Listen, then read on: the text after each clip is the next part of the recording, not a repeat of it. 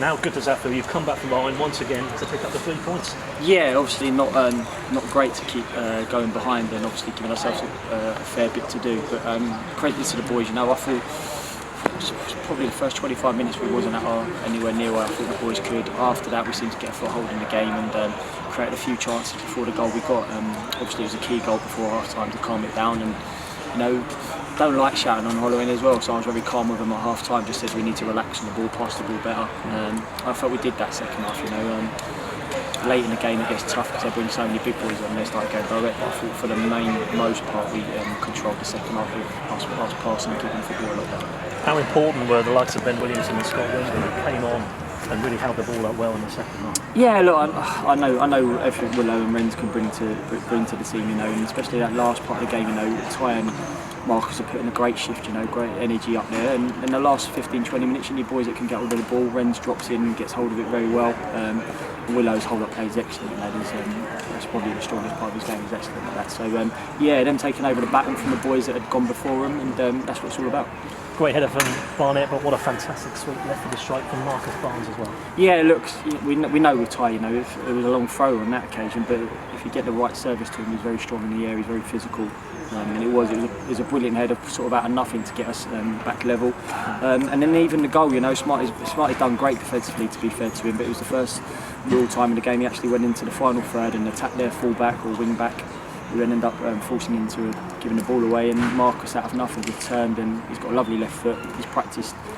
Keeps practicing as he's finishing all throughout the week, and I wasn't at all surprised when you see it going in the bottom corner, because on his left foot, he's dangerous in and around the box. 3 points are always big, but how much did you need those points today? Because you moved up a couple of places and you're 4 points off the playoffs now. Yeah, look, it's the nature of this league. When you go 1-0 behind, and you probably look at the table, you could be looking sort of downwards.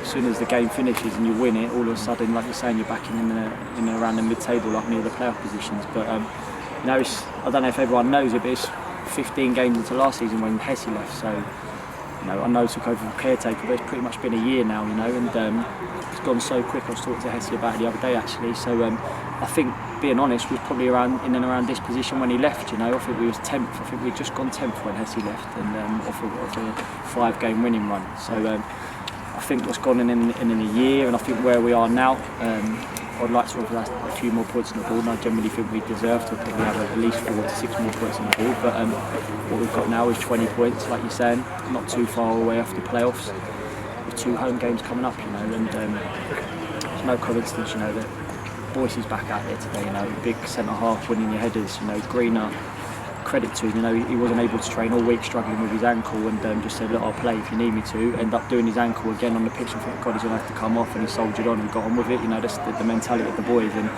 we're really hopeful.